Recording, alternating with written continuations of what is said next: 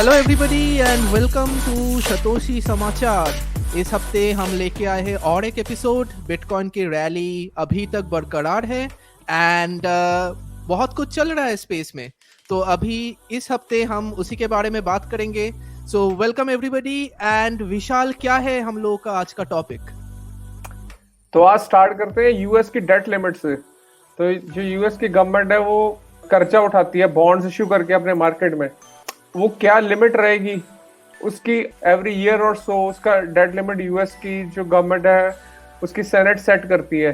तो थोड़ी थोड़ी देर के बाद वो लिमिट को हिट करते हैं, लिमिट बढ़ा दी जाती है, फिर लिमिट को दोबारा हिट करते हैं, फिर बढ़ा दी जाती है। एंड दैट्स हाउ वो गवर्नमेंट और बॉन्ड्स इश्यू कर पाती है मार्केट में। आइए एक वीडियो से स्टार्ट करते हैं और समझने की कोशिश करते हैं कि ये इशू है क्या। Right. This American debt goes into default. A lot of people can't own it anymore. Pension plans have to sell. We shouldn't get anywhere near it. Our boy Jamie Dimon isn't always right, but he's right about this one. The U.S. government has a $31.4 trillion debt problem. The only way to get out of it right now is to raise that debt ceiling, which they've done 100 times since the 1960s, and it will be no different this time. But what is different is that you and I have to pay attention to this, because the more debt they take on and the less likely they are to ever pay it back means they're just going to keep printing money to be able to pay it back. And when they print money, it devalues the US dollar. And when it devalues the US dollar, it means you and I can buy less stuff with that US dollar. And over the last 100 years, the US dollar has lost 98% of its value. Let that sink in. ये रहा US का situation and ये situation बहुत सालों से चल रहा है। इनफैक्ट लाइक आई रिमेम्बर एक साल पहले भी दे हैड दिस डेब्ट सीलिंग वाला इशू। उस टाइम पे ये कर्जे आए थे कि वो लोग 1 ट्रिलियन वाले कॉइन निकालेंगे, उससे अचानक से ये डेब्ट का प्रॉब्लम सॉल्व हो जाएगा। अभी क्या चल रहा है? What's the situation? ये जो है ये नेवर एंडिंग सिचुएशन ही रहेगा। और ये यूएस का गवर्नमेंट थोड़ा आउटराइट इसको इशू बनाता है थोड़े थोड़े टाइम के बाद, बिकॉज वहाँ पे दोनों पार्टीज आपस में उनको कोई इशू चाहिए होता है लड़ने के लिए।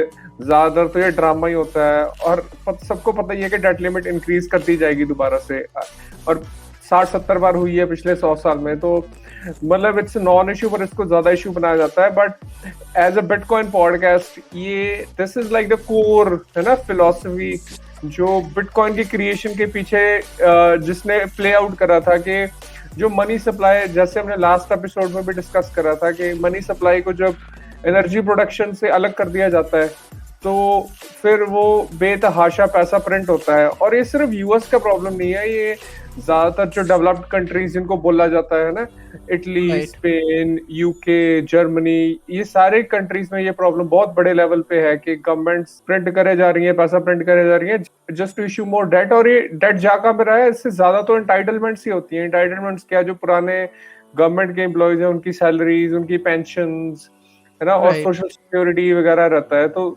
आई थिंक ऑलमोस्ट 2/3 तो इसी में निकल जाता है। पर सोशल अनरेस्ट ना हो उसको प्रिवेंट करने के लिए टू सम एक्सटेंट सरकारों को ये करना पड़ता है। Congress will raise the debt ceiling and the deficit spending of trillions per year more than they collect in taxes. तो ये रुकने वाला नहीं है डेट सीलिंग वाला ड्रामा। ये आने वाले टाइम में और भी ट्रिलियंस ऑफ डॉलर्स प्रिंट करे जाएंगे डेट सीलिंग को इंक्रीज करने के बाद। और US treasury will sell unlimited amount of debt to cover the spending. और क्योंकि हर बार जो डेट इशू हो रहा है उसको पे ऑफ करने के लिए और डेट इशू करना पड़ेगा और करना पड़ेगा और करते रहना पड़ेगा। ऐसे ही होता आ रहा है पिछले कई डेकेड से। एंड अल्टीमेटली फेड को सारा परचेज करना पड़ेगा, बिकॉज कोई भी चीज जो अनलिमिटेड अमाउंट में प्रिंट हो रही है उसकी सबको, सारी दुनिया को पता चल जाता है कि उसकी कोई वैल्यू नहीं है। तो उसका बायर ऑफ लास्ट रिजॉर्ट फिर फेडरल रिजर्व बैंक ही है और उनको अल्टीमेटली सब कुछ परचेज करना पड़ेगा। तो ये एक नेवर एंडिंग विशियस लूप है जिसमें मतलब यूएस की इकोनॉमी तो फंसी हुई है, दुनिया के ज्यादा डेवलप्ड कंट्रीज भी फंसे हुए हैं। तो देखते हैं आने वाले टाइम में किस डायरेक्शन में जाएंगे। एंड ये वही सीन है हर कोई फिएट करेंसीज के साथ। मतलब एक बार ये लूप चालू हो जाते तो ये लूप से निकलने का और कोई ऑप्शन नहीं रहता है इकोनॉमिस्ट के पास या गवर्नमेंट पॉलिसी मेकर्स के पास। They just have to keep devaluing the currency over and over again। और जैसे ही ये वीडियो में भी दिखाया कि इसका अल्टीमेट इफेक्ट आते हैं एकदम lowest to lowest wage earners पे, जो लोग दिन का कमाते हैं, दिन का खाते हैं, एंड हर चीज का कीमत इसके वजह से इंक्रीज हो जाते हैं, इस प्राइस बढ़ जाते हैं, सो लोग अफोर्ड नहीं कर पाते ये चीजें। और ऐसे बहुत सारे वीडियोस अभी यूएस एंड यूरोप से आ रहे हैं, उसकी एनर्जी क्राइसिस, यूएस का डेब्ट क्राइसिस, ये सब की वजह से, कि people are making TikTok videos and saying like they can't afford eggs, they can't afford milk. I don't know, like लोग बोलते हैं कि this is a sign of healthy economy healthy नहीं होगा अगर गवर्नमेंट ये चीजें नहीं करेंगे तो। but if you look at the perspective of common people, दो जॉब करके भी लोग महीने का गुजारा नहीं कर पा रहे, राइट? घर खरीदना, फैमिली बनाना, ये सब तो बहुत दूर का प्लानिंग लग रहा है अभी। And this is the same thing happening for the western world और same thing happening for the eastern world. So ऐसे लग रहा है कि like this is another pandemic of fiat currencies and that is being affected by everybody. तो उसके साथ आगे बढ़ते हैं। हाँ, ये सेकंड है अगर जिसकी मैं बात कर रहा था, तो मतलब it's a meme of a sort as well. और उसमें कहता है, मीम में कहता है there is no debt limit, पीछे बंदा पिस्तौल खड़ा कहता है नेवर हैज बीन। तो अल्टीमेटली पॉइंट यही है कि ये सब एक तरह से दिखावा चल रहा है। And if you open the third tab, इसमें हम देखते हैं कि जो क्रेडिट डिफॉल्ट स्वैप्स हैं यूएस के 1 ईयर डेट के, तो क्रेडिट डिफॉल्ट स्वैप्स के रहते हैं कि वो किसी भी इंस्टीट्यूशन या गवर्नमेंट पे एक ऐसा इंस्ट्रूमेंट बनाया गया है कि इन केस वो इंस्टीट्यूशन या गवर्नमेंट अगर डिफॉल्ट करता है तो उससे अगर आपको प्रोटेक्शन चाहिए तो आप क्रेडिट डिफॉल्ट स्वैप्स ले सकते हो। और ये बिप्स में होते हैं, जैसे कि यूएस का क्रेडिट डिफॉल्ट स्वैप अभी 35 बिप्स चल रहा है। 35 बिप्स का मतलब है कि अगर आपको $100 का डेट इंश्योर करवाना है डिफॉल्ट प्रोटेक्शन से, तो आपको 35 सेंट्स पे करने पड़ेंगे, राइट? ठीक है। तो 0.35% सॉर्ट ऑफ। तो मतलब देखने में ये लग रहा है कि बहुत कम है, पर इसमें अगर हम रीसेंट स्पाइक देखें तो ये रीसेंट स्पाइक काफी बड़ा आया है। तो इससे भी पता चलता है कि मार्केट में स्पेकुलेशन इस चीज की बढ़ रही है कि डेट डिफॉल्ट की तरफ यूएस फ्यूचर में जा सकता है। ऑल्दो ये नंबर अभी भी बहुत छोटा है और आई एम श्योर ये स्पाइक के बाद अभी करेक्शन आ जाएगा एंड देन हम थोड़ा नीचे डाउनवर्ड ट्रेंड कर जाएंगे। बट ये सिर्फ इस चीज की तरफ इशारा कर रहा है कि आने वाले टाइम में स्पेकुलेशन और भी तेज होएगा, कि जैसे कि हो सकता है इस पर डेट लिमिट इंक्रीज कर दी जाए और डेट इशू कर दिया जाए, बट साल 2 साल 5 साल के बाद ये प्रॉब्लम बस और बढ़ती जाएगी विद टाइम, ये कम नहीं होने वाली है प्रॉब्लम। राइट। एंड ऐसे लग रहा है कि जब से ये चीजें चालू हुआ है आफ्टर ऑलमोस्ट 1971, हम लोग के पास एक वेबसाइट भी हुआ रहता है व्हाट हैपेंड इन 1971, एंड उसी के बाद से लग रहा है कि सिचुएशन कभी इम्प्रूव हो ही नहीं पा रहा है, and it's like going bad over and over it every year, every decade। हर एक नया क्राइसिस आ रहा है और उसके साथ ये लोग बस पैसे प्रिंट कर रहे हैं एंड पैसे का डिवैल्यूएशन बढ़ते जा रहा है। So again, if that doesn't give you a value proposition for Bitcoin, I don't know what does। दर्शकों को बता दें कि 1971 में यूएस भी एक तरह से डिफॉल्ट ही कर रहा था, क्योंकि उस टाइम पे जो यूएस डॉलर था वो गोल्ड बैक्ड करेंसी थी। तो आप $1 को देके $1 के बदले एक fixed amount of gold treasury से हमेशा ले सकते थे। पर 60s में क्योंकि यूएस वियतनाम वॉर में काफी एंगेज था, तो उस टाइम पे उनके काफी सारी स्पेंडिंग उन्होंने वियतनाम वॉर पे करी, और इसकी वजह से बहुत सारे देशों को पता चल गया कि यूएस जो है वो फालतू में पैसा प्रिंट करे जा रहा है, उनकी ट्रेजरी में उतना गोल्ड नहीं है। तो फ्रांस के उस टाइम पे प्रधानमंत्री थे चार्ल्स डी गॉल, उन्होंने ये चोरी पकड़ी यूएस की और उन्होंने यूएस को बोला कि ये पकड़ो अपने hundreds of millions of dollars और हमें इसके बदले हमारा सोना दे दो।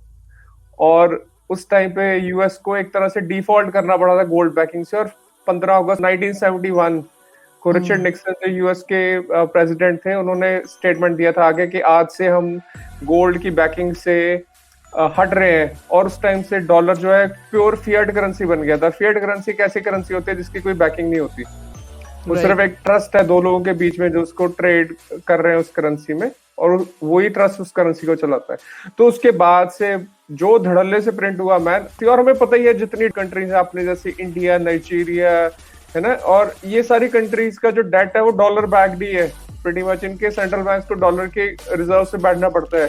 तो यूएस डॉलर की जो मॉनेटरी पॉलिसी थोड़ी बहुत भी ऊपर नीचे होती है तो इमर्जिंग मार्केट्स हैं, इनमें जो हम जैसे लोग बैठे हुए हैं उनकी डेली लाइफ पे इम्पैक्ट पड़ता है। और वो 40-50 साल से यही चल रहा है, इन्फ्लेशन क्रिएट हो रहा है, इन्फ्लेशन मतलब नॉन स्टॉप है। और ये अभी कहते हैं chickens are coming home to roost, वो अभी इन्फ्लेशन अभी अमेरिका में वापस आ रहा है क्योंकि यूएस का डेट अभी कोई खरीदने को तैयार नहीं है। राइट, एंड जब तक वो लोग अपना डेट एक्सपोर्ट नहीं कर पाते तब तक वो अपना इन्फ्लेशन भी एक्सपोर्ट नहीं कर पाएंगे। So US has been enjoying this like privilege position for being like the de facto world reserve currency. World reserve currency होने की वजह से, बिकॉज हर किसी का सेंट्रल बैंक अपने रिजर्व में यूएस डॉलर रखते हैं, तो यूएस जब अपना करेंसी डिवैल्यू करता है उसका effect kind of like export होके बाकी सारे देशों में भी आ जाते हैं। डबल आता है Exactly. क्योंकि उनका करेंसी तो इन्फ्लेट हो ही रहा है, उसके ऊपर जो हमारा करेंसी बना है वो भी इन्फ्लेट हो रहा है, वो भी एक्स्ट्रा इन्फ्लेट हो रहा है। वो तो अपना उस देश का खुद का पॉलिसी है इन्फ्लेट करने का, तो मतलब लोग जाएंगे तो अभी जाएंगे कहाँ। एंड मार्केट में अगर आप लास्ट 10 साल 20 साल 30 साल का प्राइस हिस्ट्री देखोगे तो ऐसा कभी हुआ ही नहीं है कि प्राइस कभी सालों भर स्टेबल हुआ है कुछ भी चीज के ऊपर। ब्रेड से लेके, दूध से लेके, एग से लेके, whatever is the basic amenities, in 30 years of trend everything has been going up and up and up. So I don't know like how this is like a growth economy or how this is like a good economy to be in, but that's how our world is right now. So with that, moving ahead, पर next step भी हमें यही दिखाता है कि अगर हम इसको ध्यान से देखने की कोशिश करें, इस वाले इमेज में बहुत सारे नंबर्स हैं, पर मैं अगर दर्शकों को एक्सप्लेन करने की कोशिश करूं तो आप जो लो, एवरेज और नाउ वाला जो सेक्शन है उस पर कॉन्सेंट्रेट करिए, और एक क्रेडिट डिफॉल्ट स्वैप के स्प्रेड्स ही हैं अलग अलग देशों के, और वो ये दिखा रहा है कि जो रेड वाला टैब है वो एवरेज जो स्प्रेड है वो कहाँ पे रहता है, और जो ब्लू वाला टैब वो दिखा रहा है अभी वो स्प्रेड कहाँ पे है। तो अगर आप देखोगे तो जैसे ब्राजील है, कोलंबिया है, मेक्सिको है, कनाडा है, उनका जो एवरेज वाला स्प्रेड है वो somewhere in the middle of the line है, और नाउ वाला स्प्रेड है towards the end of the line है। मतलब कि उनके जो क्रेडिट डिफॉल्ट स्वैप के स्प्रेड्स चल रहे हैं वो अभी लो पे चल रहे हैं, अपने रीसेंट लोज पे, और सिर्फ यूएस एक इकलौता ऐसा देश है जिसका जो स्प्रेड चल रहा है वो रीसेंट हाई पे चल रहा है। मतलब कि इनको डेवलपिंग कंट्रीज चाहे बोला जाता है, ब्राजील, कोलंबिया, मेक्सिको, इनमें डिफॉल्ट की जो प्रोबेबिलिटी है कम है, जबकि यूएस में डिफॉल्ट की प्रोबेबिलिटी मार्केट ये एस्टिमेट कर रही है कि आने वाले टाइम में बढ़ सकती है। तो ये अपने आप में मतलब बहुत ज्यादा हैरानीजनक आंकड़ा है ये, इसको अगर समझे ध्यान से तो एकदम। और हम लोग लास्ट हफ्ते भी डिस्कस कर रहे थे कि there has been an economic paper जो बोल रहे हैं कि यूएस डॉलर अपने रिजर्व करेंसी स्टेटस खो सकते हैं इस डिकेड में, एंड ये जो ट्रेंड्स है काइंड ऑफ लाइक उसी के दिशा में पॉइंट कर रहा है कि लाइक अगर आपका मॉनेटरी सिस्टम का ट्रस्ट जो फिएट का बेसिस होते हैं वो अगर दुनिया भर में घट जाते, and at the same time geopolitical reasons, बाकी सारे डिप्लोमेटिक रीजंस की वजह से कुछ देश आके बोलते हैं कि हम अब यूएस डॉलर में ट्रेड नहीं करेंगे अपने oil, energy, natural resources and whatever, उसके लिए वो लोग सीबीडीसी लेके आ रहे हैं या फिर they will come up with some new kind of currency, then US dollar will have some tough time ahead. पता नहीं यूनाइटेड स्टेट गवर्नमेंट का क्या स्टैंड होगा उसके हिसाब से, बट अभी लग रहा है कि like we are at the end phase इस एरा का ग्लोबल रिजर्व करेंसी स्टेटस के लिए। जैसे ही होते रहते, रे डेलियो का एक बहुत अच्छा आर्टिकल आया था, मे बी कभी हम लोग उसके बारे में भी बात करें।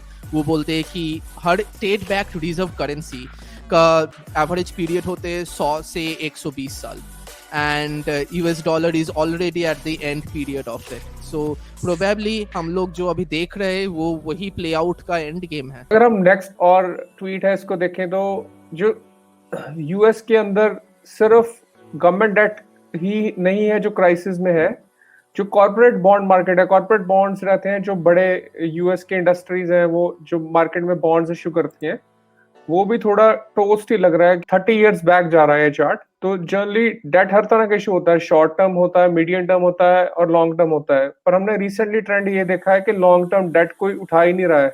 तो ज्यादातर जो कॉर्पोरेट हाउसेज हैं वो शॉर्ट टर्म डेट इशू कर रहे थे, सो मच सो के कोरोना के होने के बाद तो ज्यादातर जो डेट इशू है वो शॉर्ट टर्म ही हुआ है, और जो शॉर्ट टर्म डेट है वो ज्यादातर डेट उसमें से ड्यू आ रहा है। तो प्रॉब्लम क्या होती है कि अगर आप शॉर्ट टर्म डेट इशू करते हो वो बहुत जल्दी ड्यू आता है। जो कंपनीज हैं अगर वो डेट रीपे नहीं करती हैं तो या तो वो बैंकरप्ट होंगी या बहुत बड़े अमाउंट पे उनके बेल आउट्स होंगे, जैसे कि हमने 2008 में देखे, और हम बहुत तेजी से उस नंबर की तरफ बढ़ रहे हैं। ये चार्ट हमें ये बता रहा है। Like this was the maximum in 2008, right? 2008 का पीक ये था and अभी ये चल रहा है। So क्राइसिस का मैग्नीट्यूड ही अलग है इस टाइम। भयानक भयानक है भाई। सोल्यूशन है इसका एक हमारे पास, और वो आखिरी टाइम में है सोल्यूशन। राइट। सोल्यूशन है बड़े बड़े नोट प्रिंट करो, 100 ट्रिलियन डॉलर के, जैसे जिम्बाब्वे ने प्रिंट करे थे। यही है अल्टीमेट डायरेक्शन जिसकी तरफ हम जा रहे हैं। यही होते ultimate end of fiat currency. Ultimately paper पे इंक ही है ये, और कुछ तो है नहीं इसके पीछे। तो इंक के ऊपर आप कितना भी जीरो लगाए क्या फर्क पड़ता है। ऐसे ही इवेंचुअली ये जर्मनी में भी हुआ था, जिम्बाब्वे में भी हुआ है, वेनेजुएला में भी हुआ है, लिथुआनिया में हुआ है। हर कंट्री में जहाँ पे when the government is screwing up with the money for whatever reason, political reason, economic reason, geopolitical reason, sometime ये गवर्नमेंट का फॉल्ट भी नहीं होते, sometime ये सिस्टमेटिक फॉल्ट होते। आप कुछ कर नहीं पाओगे इस सिचुएशन में बस बैठे बैठे देखने के अलावा। ऐसे ही एक दिन जैसे वेनेजुएला से स्टोरी आते हैं कि 30 साल का कमाया हुआ लाइफ सेविंग एक महीने में जीरो हो गया है। कैसे? Because the money doesn't have any value anymore. Life saving का अमाउंट वही पड़ा हुआ है बैंक में अमाउंट दिख रहा है, बट वो अमाउंट लेके आप जब बाजार में जाओगे चीजें खरीदने तो उससे कुछ नहीं खरीद पाओगे। So this is how money dies. There is a very good book by, I forgot the name of the economist, what government did to our money. Will also suggest reader to take a look. It's a small book, छोटा book है, ज़्यादा बड़ा book नहीं है, but यही जो problem है, यही जो सिस्टमेटिक प्रॉब्लम है, ये बहुत सारे इकोनॉमिस्ट एक्चुअली बोल रहे थे कि ये फिएट बेस्ड जो करेंसी बन रहा है आफ्टर वर्ल्ड वॉर 2 एंड 1971 में निक्सन ने जब गोल्ड का बैकिंग बंद कर दिया यूएस डॉलर के ऊपर, that was the last strand of हमारे जो नए मॉडर्न मनी सिस्टम है उसके साथ एक नेचुरल मनी सिस्टम का लिंक। उसके अलावा और कोई लिंक था ही नहीं आफ्टर वर्ल्ड वॉर 2। सारे करेंसी यूएस डॉलर के ऊपर फ्लोट कर रहे थे एंड यूएस डॉलर गोल्ड के ऊपर फ्लोट कर रहे थे। 1971 में जाके यूएस ने बोला कि नहीं, we are not gonna do that anymore. So अभी everything is floating, everything is fake paper money, जो किसी भी टाइम पे डिवैल्यू हो सकता है, किसी भी टाइम पे आपके हाथ से निकल सकता है, किसी भी टाइम पे गवर्नमेंट बोल सकता है ये पैसे का कोई वैल्यू है नहीं। और इतने बड़े बड़े नोट कभी भी सर्कुलेशन में आ सकते हैं, और इतने बड़े 100 ट्रिलियन डॉलर के मिलते हैं 12 अंडे भी नहीं मिलते मैन। वो भी ज्यादा बोल रहा हूँ। और फिर इसका नेक्स्ट स्टेप होता है गवर्नमेंट फिर जीरोज उड़ाती हैं। कोई गवर्नमेंट कहती है हम 9 जीरो उड़ा देंगे करेंसी में से, कोई कहती है 12 जीरो उड़ा देंगे। तो that's the direction we are headed man. बहुत ही सैड एंडिंग होती है, but that's the end of every fiat currency.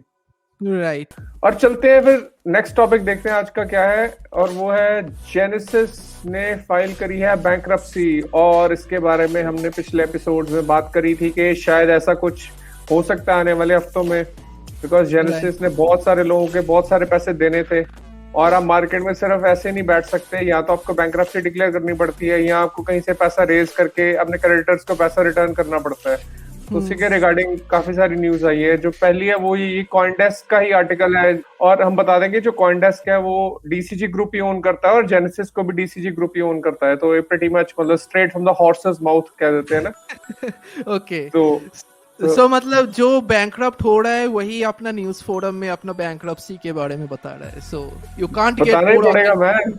हाँ, बताना पड़ेगा आफ्टर अ पॉइंट। तो जेनेसिस ने $3.5 बिलियन तो अपने टॉप 50 क्रेडिटर्स को ही देने हैं। इस बैंक्रप्सी फाइलिंग में जो अर्लियर दिस वीक उन्होंने करी है, उसमें बोला है कि जेनेसिस ग्लोबल कैपिटल के 1 लाख से भी ज्यादा लोगों का पैसा लिया हुआ। Man think about it. And between 1 to 10 billion से ज्यादा मतलब plebs, right? Not the VCs. Like वो Genesis One वाले जो प्रोग्राम चल रहे थे उनका ऑन वाले तो आई थिंक 3.5 लाख कस्टमर्स, तो वो तो अलग है। ये तो जो डायरेक्ट जेनेसिस के साथ ही 1 लाख क्रेडिटर्स हैं। अच्छा। इसमें जेनेसिस माइनिंग के साथ एसोसिएटेड कुछ कस्टमर्स रहेंगे, और आई एम श्योर इसमें बड़े वेल्स भी रहेंगे जिन्होंने जेनेसिस को पैसे दिए हुए थे। और between 1 to 10 billion dollars liabilities हैं। तो बहुत ही बड़े लेवल का स्कैम था मैन, और इतने सालों से चल रहा था, और अल्टीमेटली आके बस्ट हुआ है। But again like I think मतलब स्कैम बोलना आसान रहते, but at the same time this is also another systematic failure जो फिएट में दिख रहा है हम लोगों को, उसी का एक पैरेलल लग रहा है मुझे। ये अभी जो ये जेनेसिस के पीछे दिख रहा है कि इसने एक प्रोग्राम चला रहा था, they had their mining operation, they had their exchange business, they had their other kind of programmes, but उसके साथ एसोसिएटेड था ब्लॉकफाई, उसके साथ एसोसिएटेड था FTX, उसके साथ एसोसिएटेड था थ्री एरो कैपिटल्स, एंड ये सारे जो है you can call them as scams. For example FTX was clearly a scam, and ऐसे जो बिजनेसेस थे जो क्रिप्टो में काम कर रहे थे और इनोवेशन के नाम पे बहुत सारे प्रोडक्ट चला रहे थे, उसके ऊपर इन्वेस्ट कर रहे थे, उसके साथ टाई अप बना रहे थे, और एक एक जगह से जब बस्ट आते तो उस बस्ट का कोलैटरल डैमेजेस होते। तो अभी ये जेनेसिस देख के लग रहा है ये वही बस्ट का कोलैटरल डैमेज है। मैं एक चीज बोलना चाहूंगा कि यार ये एक ही थाली के चट्टे बट्टे थे सारे। जो लेजिटिमेट बंदा होता है ना, वो कभी भी इतने सारे स्कैम्स को कैसे पैसा दे सकता है मैन? सारे स्कैम्स ही फंड हुए। स्कैम इनोवेशन के दौर पे ले आ जाता है, so everybody is taking everything as innovation, blockchain, decentralisation, सब कुछ नए इंटरनेट बनेंगे, Web3 बनेंगे। मतलब as long as the retails are buying in with that money, they can peddle any narrative and बोल दिया उसको innovation, right? And एक नैरेटिव जब बहुत गंदा होते पीछे, उसके मैनेजमेंट नहीं रहते, उसके विजन नहीं रहते, उसके कोई प्लानिंग नहीं रहते, उसी को स्कैम बोल सकते हैं। कभी कभी ऐसे भी होता है, बहुत क्रिप्टो पॉडकास्ट में देखा जाता है, they come and then they like justify themselves कि we are experiment, right, we are experimenting with this new thing, हम लोगों को पता नहीं, फेल भी हो सकता है, ये भी हो सकता है। बट अगर आप उसके वेबसाइट में जाके देखेंगे ना, कभी नहीं लिखा होता है कि वो एक्सपेरिमेंट है, वहां पे लिखा होता है वो रेवोल्यूशन है ना।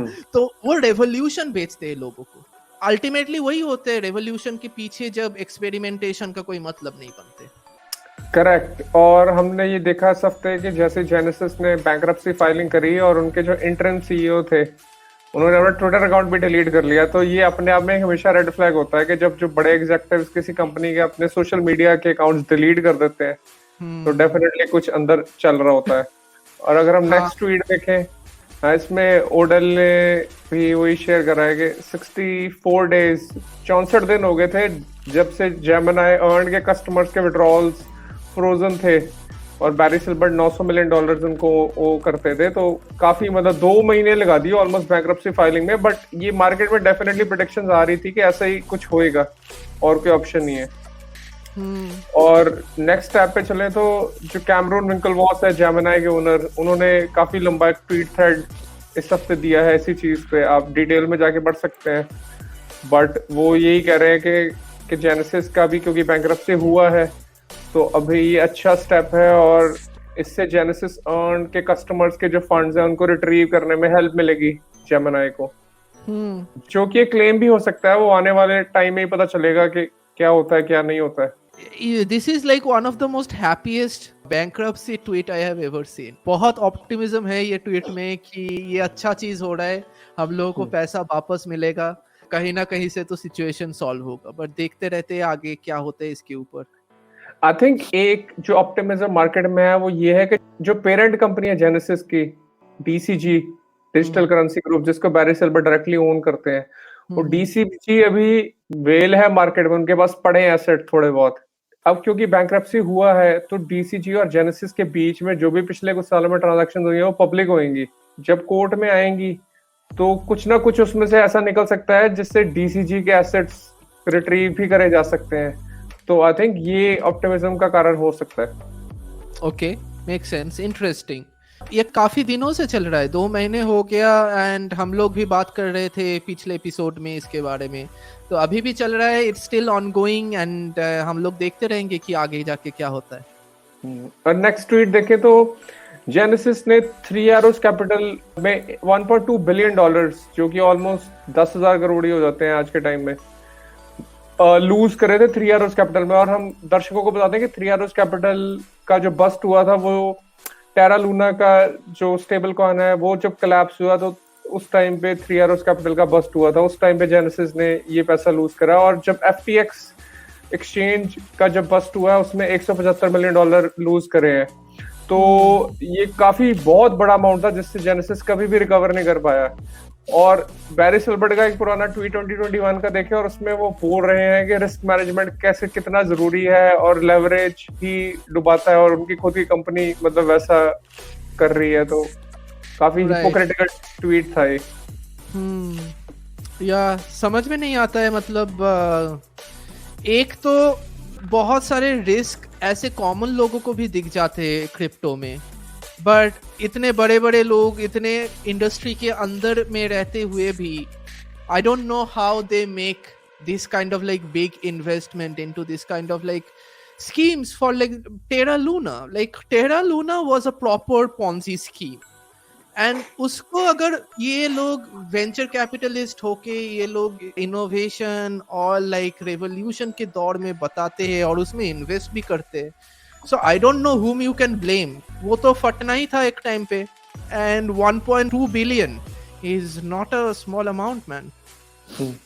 सी मार्केट में ऐसे रहता है कि कुछ ना कुछ ये कंपनीज इशू कर देती है प्रोडक्ट और मार्केट उसको उठा रही होती है। जैसे कि जो जेनेसिस ओन करती थी ग्रे स्केल बिटकॉइन ट्रस्ट को, जिन्होंने जीबीटीसी इशू करा हुआ था मार्केट में, और एक टाइम पे मैन आज से 2-3 साल पहले जीबीटीसी की बहुत ज्यादा डिमांड थी और जीबीटीसी प्रीमियम पे ट्रेड होता था जस्ट बिकॉज जीबीटीसी बड़े इंस्टीट्यूशंस के लिए अगर आपने बिटकॉइन का एक्सपोजर लेना है उसके लिए जीबीटीसी एक अच्छा इंस्ट्रूमेंट था। और मार्केट में उस टाइम पे लिक्विडिटी काफी ज्यादा थी, तो वो लोग जीबीटीसी धूम धड़ल्ले से उठाए जा रहे थे, पर उनको ये नहीं पता था कि पीछे बिटकॉइन है भी है या नहीं है। और प्रीटी मच जो 3 Arrows कैपिटल था वो, जैसे कि हमने देखा ही था, उसका भी न्यूज आया था कि 3 Arrows कैपिटल जीबीटीसी को हेल्प कर रहा था उस जीबीटीसी के प्राइस को पंप करने में। और जब 3 Arrows कैपिटल बस्ट गया, साथ ही में जेनेसिस फॉलो करा। और अगर हम नेक्स्ट ट्वीट देखें तो उसमें पूरा लिस्ट है उन कंपनीज का जो भी बस्ट गई। तो 3 Arrows कैपिटल गया, सेल्सियस गया, टेरा लूना गया, वॉयजर गया, कोर साइंटिफिक जो माइनिंग की सबसे बड़ी कंपनी थी यूएस में वो गई, बेबल फाइनेंस गया, होडलनॉड गया, जेनेसिस, ब्लॉकफाई, जिपमैक्स और एफटीएक्स। और ये एक तरह से कचरा था पूरा क्रिप्टो स्पेस का। मैंने पीछे से क्या क्या शेडी हो रही थी चीजें, और ये गई है तो एक तरह से अच्छा ही होएगा भी आने वाले टाइम में। प्रोबेबली एंड अभी ये जो लास्ट पूरे 1 साल में क्रिप्टो का जो कार्नेज हुआ, इसके बाद मेरा एक ही होप रहेगी कि लोग फालतू की चीजें इनोवेशन एंड रेवोल्यूशन के दौर पे नहीं दौड़ाएंगे और उसको मार्केट में सेल नहीं करेंगे। एट द सेम टाइम उम्मीद रिटेल लोगों से ये रहेंगे कि वो कुछ स्टडी करेंगे अपना, एकदम गैम्बलिंग मोड में आके मेक मनी क्विक वाला जो मोड होते क्रिप्टो का, कि 2 दिन में 100x, 1 वीक में 500x, ऐसे टाइप की रिटर्न के लिए ही लोग आते थे 2017 2018 उसी टाइम पे। सो रिटेल भी थोड़ा रिस्पॉन्सिबल बनेगा, एंड जो अभी बिजनेस बना रहे हैं ये मशीन में वो भी थोड़ा रिस्पॉन्सिबल बनेगा कि कहाँ पे पैसा जा रहा है, कौन सी स्कीम बन रहा है, कहाँ का पैसा कहाँ पे जाके कहाँ रिस्क एलोकेट हो रहा है। It will be very hard to sell crypto in the market after this, क्योंकि ये तो सिर्फ कंपनीज है, ऐसे बहुत सारे क्रिप्टो प्रोटोकॉल्स भी है जो डूब चुका है। सोलाना वेंट डाउन, बहुत सारे नए जो क्रिप्टो प्रोटोकॉल आए थे which were like the new Ethereum, the new Bitcoin, the new XYZ, they are all down and उनके कोई वैल्यू प्रोपोजिशन नहीं बने, उनके कुछ यूज केस नहीं बने। I hope this is how the market will mature, and इसके बाद वाले साल में we will probably see more matured companies doing more matured things. मैं दर्शकों को ये बोलना चाहता हूँ कि अगर आप बिल्कुल बिटकॉइन वाली स्पेस में नए आ रहे हैं तो आप ये समझिए कि जो बिटकॉइन की इनोवेशन हुई थी ना, वो कंप्यूटर साइंस के पर्सपेक्टिव से वो एक बहुत ही बड़े ब्लैक होल के बराबर है। वो इतनी बड़ी इनोवेशन है, और कोई भी चीज जो आने वाले टाइम में छोटे मोटे कॉइन्स जो निकलते हैं, ये एक बहुत छोटी सी इंक्रीमेंटल इनोवेशन भी नहीं होती। ज्यादातर तो स्कैम्स होते हैं या कुछ कॉपी कर रहे होते हैं। अगर इनोवेट कर रहे होते हैं, बहुत इंक्रीमेंटल छोटा इनोवेशन होता है। और जो बिटकॉइन अपने आप में इतना बड़ा इनोवेशन हुआ है, एक बिज़ेंटाइन जनरल्स प्रॉब्लम का जो सोल्यूशन निकला है, वो अभी दुनिया ने रिकॉग्नाइज नहीं करा है। तो अभी आप सिर्फ बिटकॉइन और सैट्स धीरे धीरे खरीदते रहोगे तो आने वाले 20-50 साल में उनका वैल्यू ही बहुत ज्यादा बढ़ने वाला है। तो आपको किसी भी और स्कैम कॉइन में पैसे लगाने की जरूरत नहीं है। अब अपना मेहनत करिए और सिर्फ अपने सैट्स एक्यूमुलेट करते रहिए, ये इससे बढ़िया कोई स्ट्रेटजी नहीं होएगी आने वाले टाइम में। That was the only strategy, that will always be the only strategy. Live your life, love your work, earn your money and start accumulating some sats. Correct. और आखिरी अगर ट्वीट में जाए इसी सीरीज के तो what Yeah. do FTX, Celsius, 3AC, BlockFi, Babel Finance, Alameda and UST have in common? वो बैली सिल्बर्टी थे, तो DCG या जेनेसिस यही था, मतलब बीच में जो वीकेस्ट लिंक था, और ये सारी शेडी कंपनीज को फंड कर रही थी। बैंक्रप्सी की प्रोसीडिंग्स पे भी हम आए रखेंगे आने वाले वीक्स में, और हम आपको बताते रहेंगे कि किस डायरेक्शन में जाता है। एकदम। उसके साथ हम लोग आगे बढ़ते। नेक्स्ट न्यूज है कि FTX नए रूप लेके आ रहे हैं, क्योंकि उनका कहानी अभी तक खत्म नहीं हुआ है बोल रहे हैं। So FTX chief John Ray says bankrupt crypto exchange could return with a report. उसका नाम शायद होगा GTX, right? Because G comes after F. What a scam, man। और हमने देखा कि लूना के केस में भी कुछ ऐसा सीन हुआ था। जब लूना फेल हुआ तो उनके फाउंडर्स LUNC करके कॉइन निकाला था, और वो बाइनेंस वगैरह पे भी लिस्ट हो गया था। तो ये स्कैम्स परपेचुएट अपने आप करने की कोशिश करते हैं, पर दर्शकों को खुद अवेयर रहना पड़ेगा कि ये स्कैम्स ही है मैन, और ऐसे मतलब इन्वॉल्व ना होए अब ऐसे स्कैम्स में। मोस्ट ऑफ द टाइम अगर आपका पॉलिसी वही है, live life, love work, earn sats, आपको FTX, BlockFi, Luna, Celsius network, ये किसी का जरूरत है ही नहीं। And all they are doing is giving you a trading platform. आपके बिटकॉइन ले रहे, पीछे उसको जाके इन्वेस्ट कर रहे, आपको बोल रहे आपको यील्ड मिलेगा, XYZ मिलेगा, whatever. But if you are just holding your Bitcoin and if you are just increasing your sats number, तो ये FTX भी क्यों चाहिए, Binance भी क्यों चाहिए, Celsius Network भी क्यों चाहिए, BlockFi भी क्यों चाहिए? So ये सारे आप और आपके बिटकॉइन के बीच का दरार है। So जैसे माइकल गोल्डस्टीन बोलता है कि everybody is a scammer, everybody wants to get your bitcoin. वो कोई भी सर्विस पेलेगा आपको, कोई भी सर्विस दिखाएगा, कोई भी यील्ड दिखाएगा, but all they want is your Bitcoin. So वही नहीं करना है ना, लोगों को अपना बिटकॉइन नहीं देना है, वो अपने पास संभाल के रखना है। इससे बचने का स्ट्रेटेजी भी बहुत सिंपल है, live your life, love your work and earn your sats, बस, and you will sleep like a baby in night. बिल्कुल। सो आगे चलते। Shorts have been getting rekt क्योंकि बिटकॉइन रैलीज, बिटकॉइन का प्राइस बढ़ रहा है and we are in a very good position right now. I would say above 20K, not that bad. जितने सारे शॉर्ट पोजीशन थे वो सारे लिक्विडेट हो रहे हैं। So correct. और ये हमने देखा है इन जनरल, जब भी मार्केट में रैली आती है तो उसकी स्टार्टिंग ऐसे ही होती है, और ये काफी बड़ा फिगर है शॉर्ट्स जो लिक्विडेट हुए हैं। और हमने पिछले एपिसोड में भी इसके बारे में थोड़ी बात करी थी, पर हमने देखा कि इस हफ्ते जो रैली है वो सस्टेन कर रही है, बिटकॉइन ने और 10% की छलांग मारी है, तो उसी का ही रिजल्ट है कि और शॉर्ट्स लिक्विडेट हो रहे हैं, जो बिटकॉइन बुल्स हैं उन सबके लिए अच्छी खबर है। It's gonna be a slow growth through out the year. पता नहीं, मेरा फीलिंग ऐसा है कि ये पूरे साल में एक क्रिप्टो का हाइप नहीं होगा, दूसरा मैक्रो इकोनॉमिक्स खराब होता रहेगा, एंड ये दोनों सिम्टम मिला के it might create a very gradual and progressive rally in bitcoin. जितने सारे लोगों को पता चलेगा कि क्रिप्टो में क्यों इनोवेशन नहीं है और मैक्रो इकोनॉमिक्स क्यों खराब हो रहा है, बिटकॉइन और कुछ हार्ड एसेट्स के अलावा आपके पास और चॉइस है नहीं। वैसे it's just a matter of time until people wakes up. Correct. और मैट ओडल का भी एक ट्वीट है इसी चीज पे, वो बोलते हैं कि this is the type of price action one might expect after a bunch of exchanges and funds trading fake paper Bitcoin are exposed. Right. और ये भी हमने पहले एपिसोड्स में बात करी हुई है कि जो एक्सचेंज पे अगर आपको एक बिटकॉइन दिख रहा है तो उसका ये मतलब नहीं है कि एक्सचेंज के पास वो बिटकॉइन पड़ा है। एक्सचेंज में बिटकॉइन किसी को बेच चुकी होती है, फेवर के लिए दे चुकी होती है। तो अगर सारे कस्टमर्स एक्सचेंज के पास जाएंगे और वो बोलेंगे कि हमारे बिटकॉइन वापस कर दो, तो एक्सचेंज बैंकरप्ट हो जाती है, जो कि FTX के केस में हमने देखा। फेक पेपर बिटकॉइन की ट्रेडिंग चल रही थी, और ये जितने भी फेक पेपर बिटकॉइन ट्रेड कर रही थी, जितनी भी कंपनियां या एक्सचेंजेस, वो सारी अभी रिसेंटली बस्ट हुई हैं। और जब वो बस्ट हो चुकी हैं तो इसका मतलब है कि जो भी उन्होंने बिटकॉइन मार्केट में शॉर्ट सेल करना था या व्हाटएवर करना था वो हो चुका है। और अब इसके बाद थोड़ी सस्टेन धीरे धीरे करके रैली देखने को मिल सकती है आने वाले टाइम में। Totally. And यहीं पे मेरे को लग रहा है कि like again the parallel between fiat and crypto. This was like fake paper Bitcoin. 1971 में they created fake paper gold basically. That's what fiat is. एक natural money के ऊपर एक fake issuance. That's what this crypto is. All these exchanges, all this yield program, natural digital money के ऊपर fake issuance. GBTC, nothing more than fake BTC on top of a wrapper. Right, and that wrapper is like including the trust on the entity that is issuing the GBTC.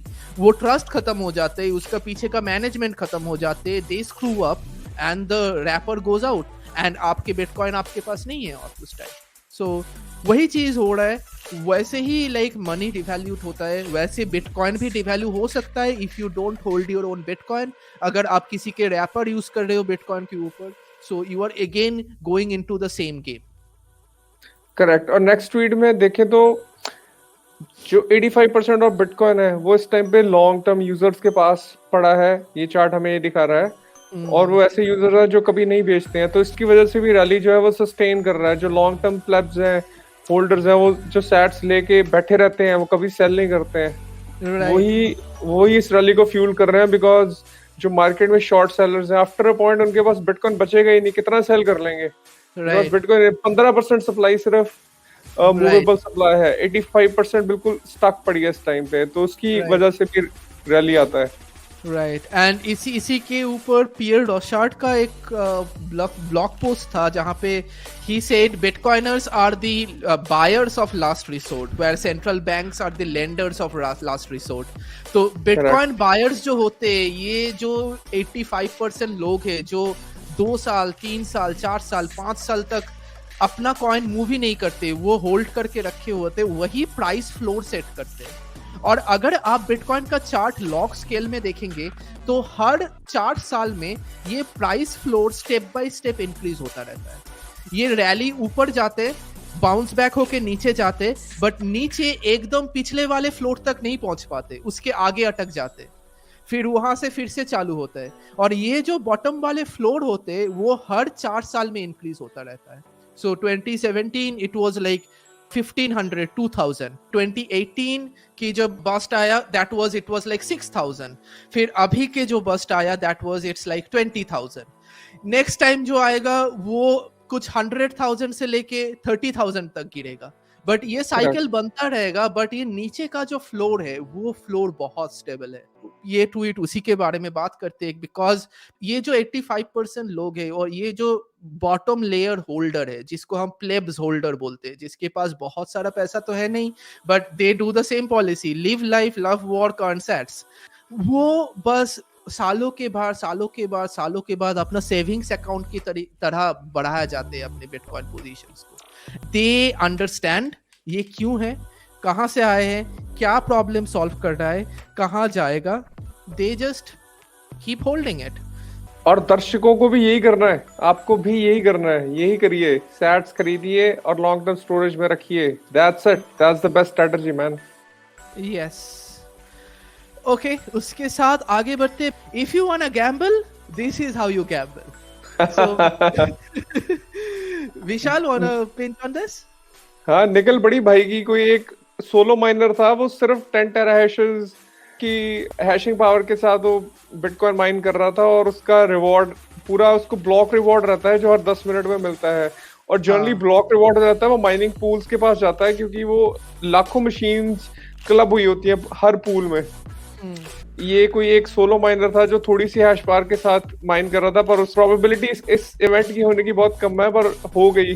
और उसको 6.25 BTC का reward मिला, जो कि almost $130,000 का है. तो ये पता नहीं बंदा कौन है, बट ये इसी हफ्ते ये इंसिडेंट हुआ और ये बिटकॉइन ट्विटर पे काफी इसके बारे में बात हो रही थी. राइट. एंड ऐसा 1-2 बार पहले भी हुआ है. जिन दर्शकों को मालूम नहीं है, ये माइनिंग एक हेस्टैक में नीडल ढूंढने जैसा गेम होता है. सो एवरी माइनर एक नंबर के ऊपर इटरेट करते रहते हैं जब तक एक पर्टिकुलर रिजल्ट नहीं आता है. तो कौन सी नंबर पे वो रिजल्ट आएगा किसी को मालूम नहीं है. You just have to do trial and error. तो जितने सारे मशीन लगा के आप ये ट्रायल एंड एरर कर रहे हो, वो नंबर ढूंढने का प्रोबेबिलिटी ज्यादा हो जाती है. तो जनरली माइनिंग पूल के पास हैशिंग रेट होते एक्सा हैशेस में और पेटा हैशेस में, और ये बंदे के पास था tera hashes, which is like probably एक माइनर और दो माइनर घर में बैठ के वो माइन कर रहा था। उस माइनिंग ऑपरेशन से उसके जो इटरेटिव स्पीड है उसके हिसाब से वो नंबर ढूंढ पाने का प्रोबेबिलिटी बहुत कम होता है, बट प्रोबेबिलिटी जीरो नहीं है, वो बहुत कम प्रोबेबिलिटी है, but it's still a probability. तो ये बंदे ने वही अनलाइकली प्रोबेबिलिटी हिट किया है कि 2 बिटकॉइन माइनिंग मशीन लेके एक पूरा ब्लॉक माइन कर पाया भाई ने। तो ऐसे पिछले बार भी हुआ है, 1 साल पहले भी ऐसे प्रोबेबली विद इन 2 वीक्स ऐसे 2 घटनाएं भाई थे जहाँ पे 2 वीक के अंदर 2 सोलो माइनर ने ब्लॉक रिवॉर्ड बनाए थे। If this makes you interested in mining Bitcoin, like look into it, it's possible and you just have to set up a lot of things and all.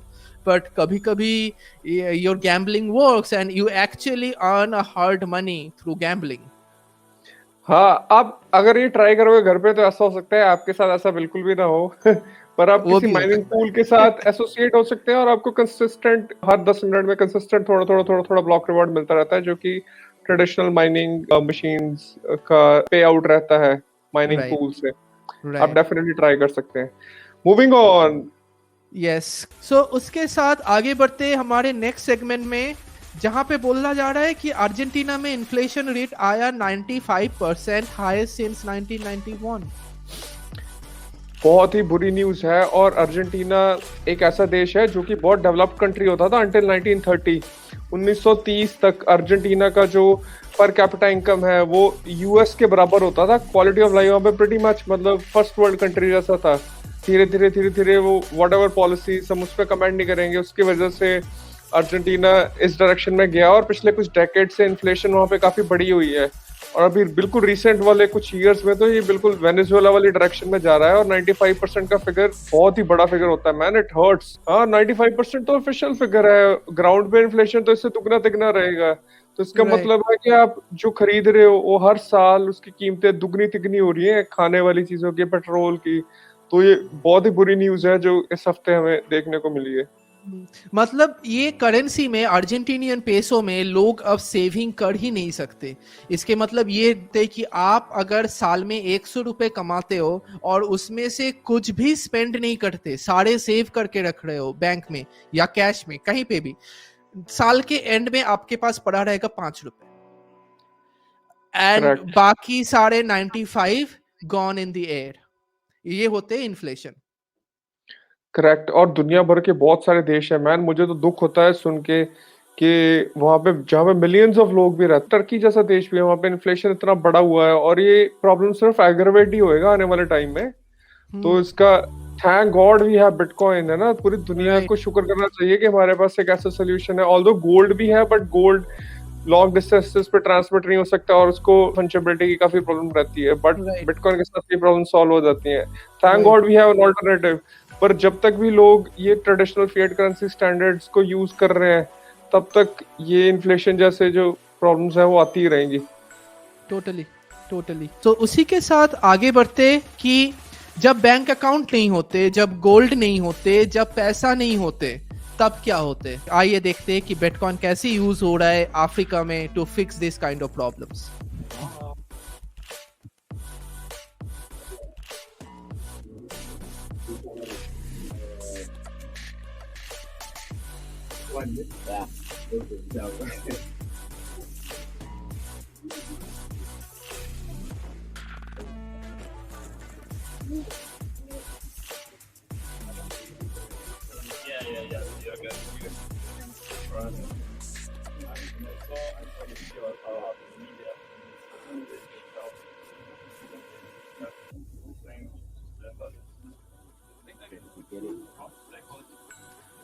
Nice.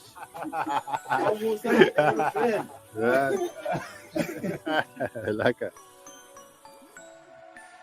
बहुत ही बढ़िया। और instant payment हुआ lightning network को use करके। और हमें पता है कि जो फिएट करेंसी वाला ट्रेडिशनल बैंकिंग सिस्टम है ना, उसमें आपने जहां पे भी करेंसी को लेके जाना, आज के डिजिटल युग में आपको पहले वहां पे बैंक ब्रांच खोलनी पड़ती है, एटीएम मशीन लगानी पड़ती है, ब्ला ब्ला ब्ला, है ना। पर बिटकॉइन के साथ ये सब कुछ सारा फंडा निकल गया है, कोई भी सेंट्रलाइज्ड इंस्टीट्यूशंस नहीं चाहिए।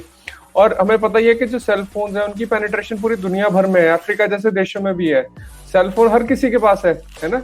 तो सेल फोन को यूज करके आप बिटकॉइन के स्टैंडर्ड को अडॉप्ट कर सकते हैं और अपनी रोजमर्रा की चीजों के लिए आप बिटकॉइन दे सकते हैं या ले सकते हैं। अगर आप दुकानदार हो आप एक्सेप्ट कर सकते हो, और अगर आप खरीददार हो, कस्टमर हो, आप बिटकॉइन में पे कर सकते हो। और ये जैसे कि हमने इस वीडियो में देखा, अफ्रीका के बहुत सारे कंट्रीज हैं जहाँ पे लोकल फिएट करेंसी अच्छे से नहीं चलता है, तो वहाँ पे आप अच्छे से क्या पे करके चलता ही नहीं है, बैंक अकाउंट ही नहीं है बहुत लोगों के पास, तो आप सैट्स में पेमेंट करके अपना कितनी आसानी से उसने परचेज करा है ना, अपना बिल्कुल डेली नीड्स वाला सामान। तो ऐसी वीडियोस को देख के होप बनता है दिल में कि आने वाले टाइम में काफी अच्छी चीजें होंगी।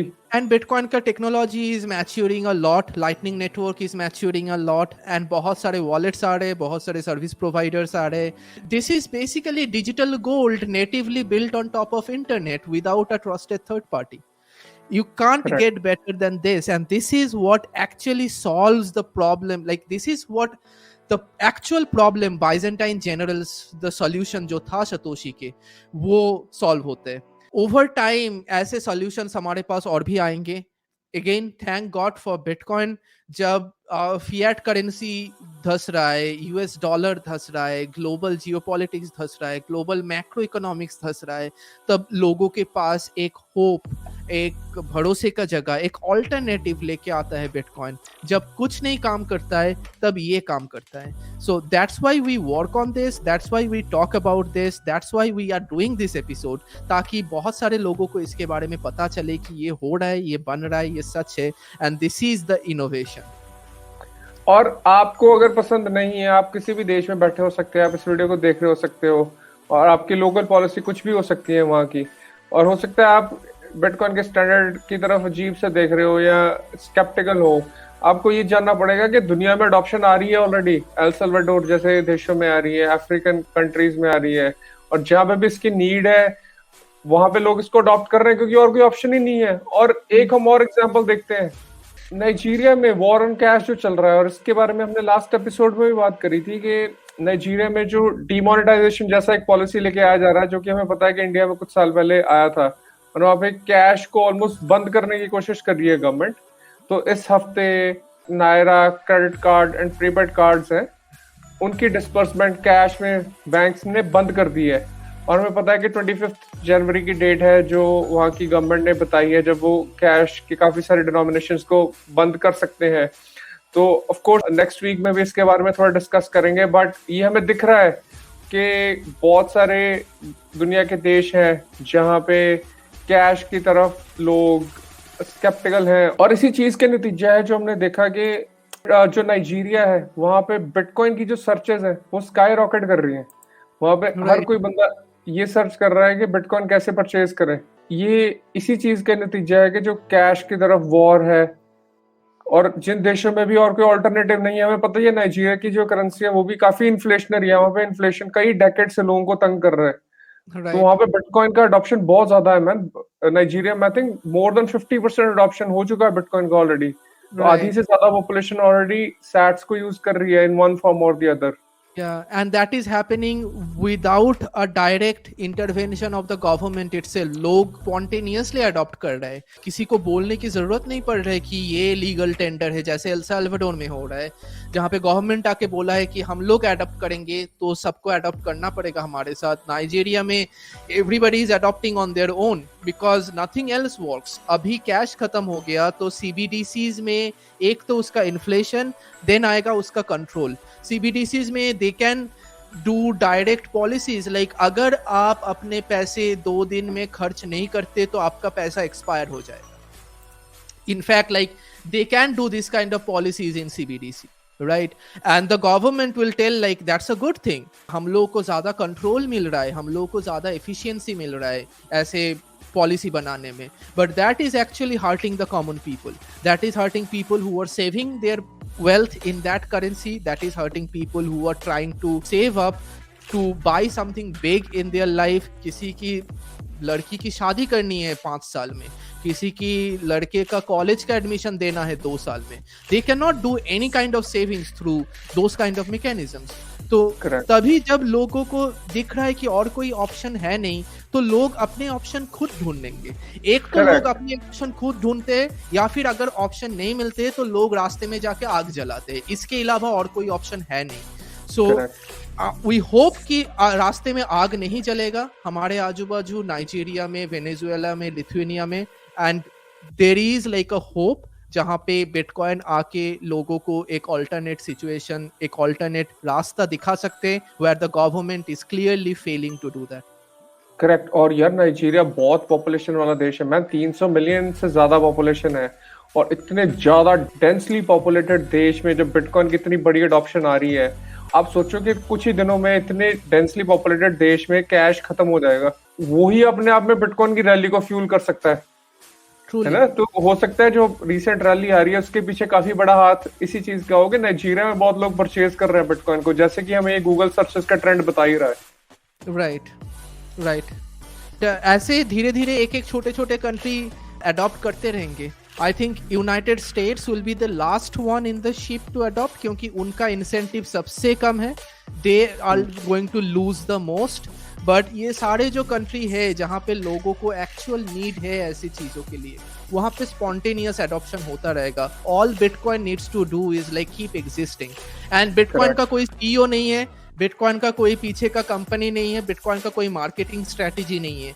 एंड सो ये सारे जो एडॉप्शन होते, it happens purely on organic ground level, लोगों का खुद के इंसेंटिव के ऊपर डिपेंड करके. एंड बिटकॉइन का इंसेंटिव ऐसा ही है कि जितना दिन ये एग्जिस्ट करेगा उतने ज्यादा लोगों को दिखेगा, जितने ज्यादा लोगों को दिखेगा उतने ज्यादा इसका वैल्यू बढ़ेगा, जितने ज्यादा इसका वैल्यू बढ़ेगा उतना ज्यादा ये लुक्रेटिव बनता रहेगा. So it becomes a self fulfilling prophecy, and that's like the circular magic of bitcoin. उसी के साथ हम आगे बढ़ते हैं हमारे नेक्स्ट टॉपिक में, जहां पे one of our friend Yohan Tengra is organizing a full day seminar in Mumbai on this kind of topics: Bitcoin, CBDCs, geopolitics, money, inflation, monetary history, how central bank is working, and how central bank is doing, not only just Indian central bank but any central bank of the world. तो अगर आप मुंबई में हैं and if you can manage time to go towards that event, that will be one of the good event that happens on this kind of topic. अगर आप लोगों को interest है, जो हम ये समाचार में बात करते हैं, जो हम आप लोगों को बोलने की कोशिश करते हैं, वही योहान और भी ऑर्गेनाइज तरीके से probably with some workshop and demo also आपको दिखाएगा. और आप अगर बॉम्बे नहीं जा सकते तो आप इसको ऑनलाइन भी अटेंड कर सकते हो. Oh, okay, that's nice. That's cool. So Yep. keep an eye on this. We will also post all the link of these tweets and things that we have shown in the screen in the description. So check them out. बिल्कुल. Moving on. And we have the next announcement of Summer of Bitcoin 2023 application. अगर आपको मालूम नहीं है Summer of Bitcoin क्या है, Summer of Bitcoin is an Bitcoin internship program designed for computer science students 3rd year, 4th year in any universities all across the world. हमारे लिए special है क्योंकि Summer of Bitcoin एक Indian origin initiative है. अभी ये global है and anybody can apply from globally, but it is still an Indian origin thing, so we take pride in that. अगर आप स्टूडेंट हो, अगर आपको बिटकॉइन फील्ड में डेवलपमेंट, टेक्नोलॉजी, मार्केटिंग और production, design and product category में घुसना है, and if you want to get involved into it, applying for Summer of Bitcoin is one of the best way you have right now in the world. It's a 3 months program where 1.5 months of basic studies and 1.5 months of project and code. Keep an eye on this. Apply if you can. It's a lot of fun. मैं भी mentor होता हूँ Summer of Bitcoin का, तो I can say from my own experience, it's a ton of intense learning and you're gonna have a lot of fun. बिल्कुल. अगर आप college में हो, इससे बढ़िया मैन अपॉर्चुनिटी नहीं है आपके पास लर्निंग एक्सपीरियंस की. और बिटकॉइन में इस टाइम पे अगर आप घुस रहे हो तो आपके आने वाले डेकेड्स है ना, और आपके आने वाली पुश्तें सुखी रहेंगी। Trust me on that. Yes, and you will have a lot of fun working on Bitcoin space. Bitcoin space का काम बहुत ही interesting है. यहाँ का development is very different from crypto and blockchain development. बहुत involved होते, बहुत सारे parallel subject study करना पड़ता है. But it's a very fulfilling place to work and learn and grow as a career. So if you are willing towards that, take a look for Summer of Bitcoin. बिल्कुल ठीक है, उसी के साथ खत्म होते हम लोग का सीरियस वाला समाचार एंड आगे बढ़ते we see the book of the week.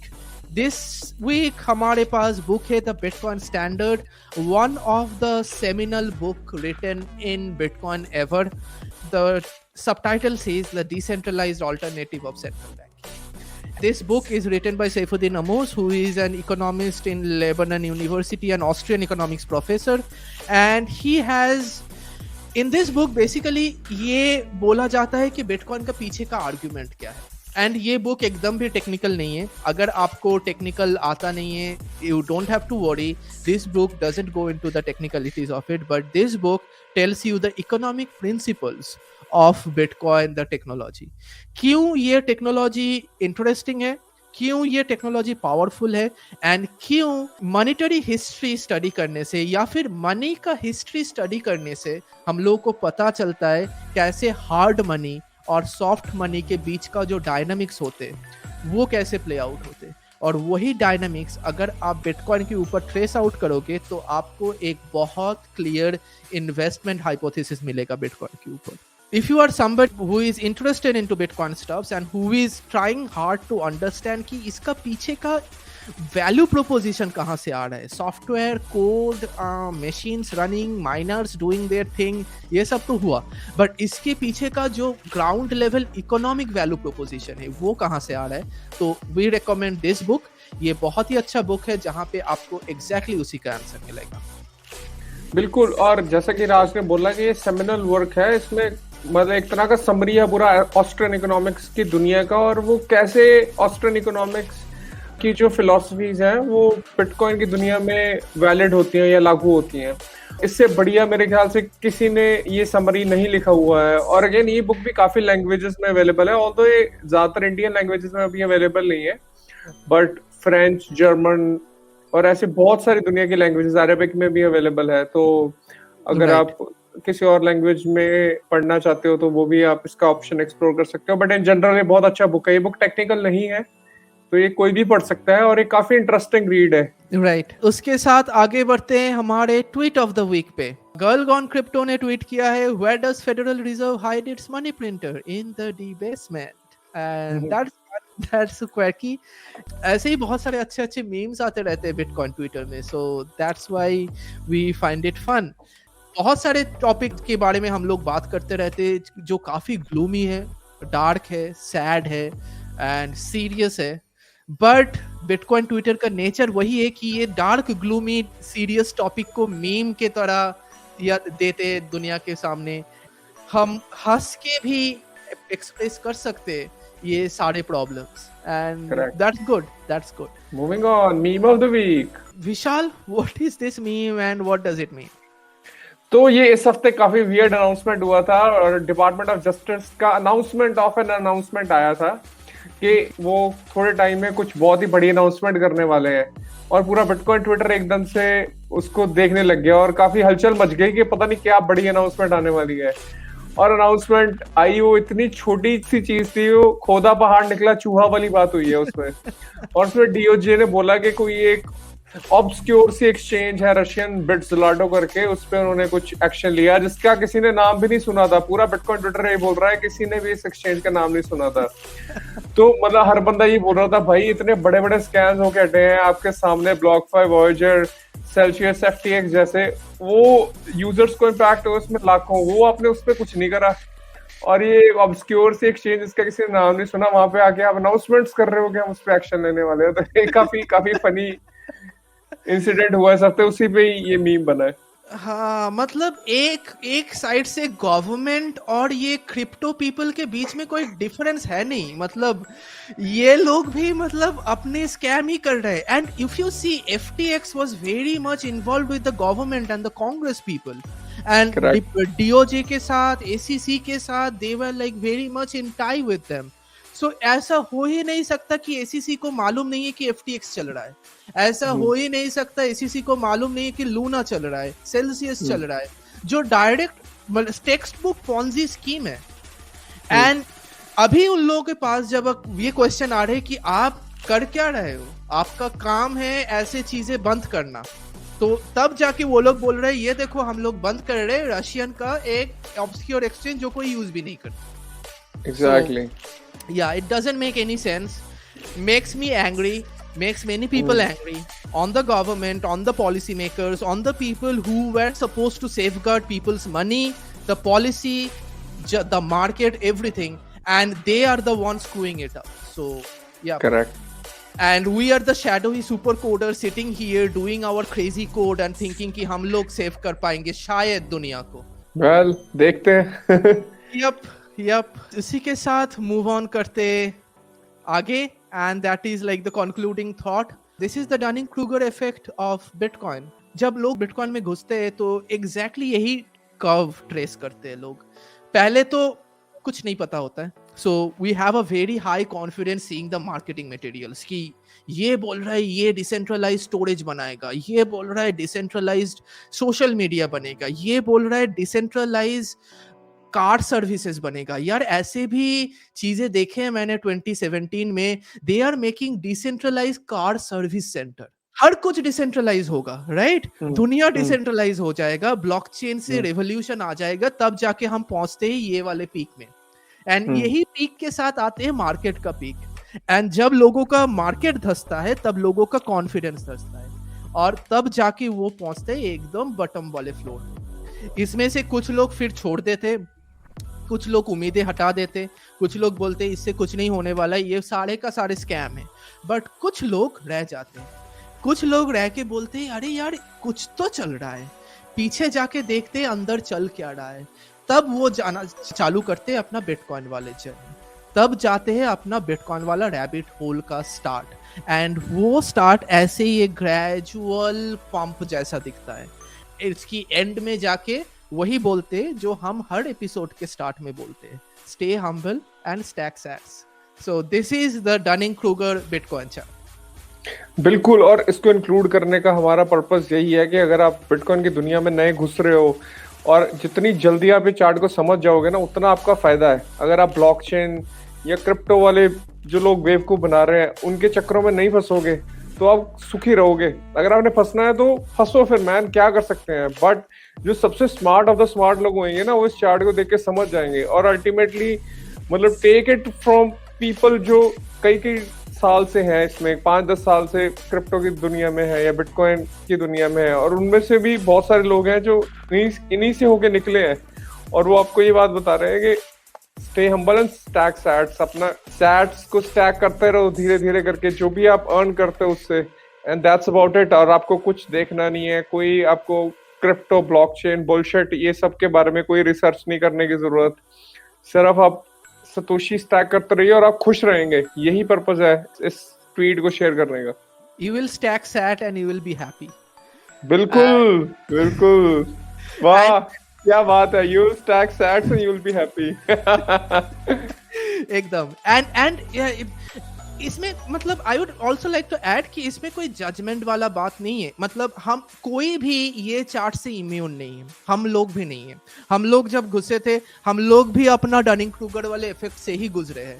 And पहला 6 महीने 7 महीने 1 साल ऐसे ही लगता है कि आपको पता नहीं है, आपको लग रहा है कि हर कोई इंटेलिजेंट है, हर कोई VCs लोगों को मालूम है यहाँ पे क्या हो रहा है, हर कोई बोल रहा है रेवोल्यूशन रेवोल्यूशन रेवोल्यूशन। तो आपको ऑटोमेटिकली वो कॉन्फिडेंस बढ़ने लगता है, एंड आप वो फेक कॉन्फिडेंस की वजह से आप बहुत सारे क्रिप्टो में इन्वेस्ट कर लेते हो। हमने भी किया है। जितने सारे लोग अल्टीमेटली बिटकॉइन में रहते हैं 4-5 साल, उसका इनिशियल पीरियड सबका सेम ही होता है। सो अगर आप वैसे हो आपको दुखी होने की कोई कारण नहीं है. If you have somebody who lost money in the last carnage, take that as a lesson. Take that as your valuable lesson that there is no free lunch, there is no free money, there is no easy gain. But अगर आपको life में सुखी रहना है, अगर if you wanna be happy, stay humble and stack sats, but उसके पीछे का कारण समझना बहुत भी इंपॉर्टेंट है. तो आपके जर्नी भी चालू रहेगा और this is going to be a life long journey. ऐसा नहीं है कि बिटकॉइन का स्टडी कभी खत्म होता है. हम लोग 4-5 साल से है, हम लोग अभी भी पढ़ाई चालू है, अभी भी हर दिन कुछ नया सीख रहे हैं, कुछ नया जानने को मिल रहा है. तो उम्मीद है कि आप हमारे साथ ये जर्नी करते रहेंगे और हर हफ्ते हम वापस आते रहेंगे और भी न्यूज़ एंड बिटकॉइन कॉन्वर्सेशन के साथ. उसी के साथ खत्म होते हमारा इस हफ्ते का सतोशी समाचार.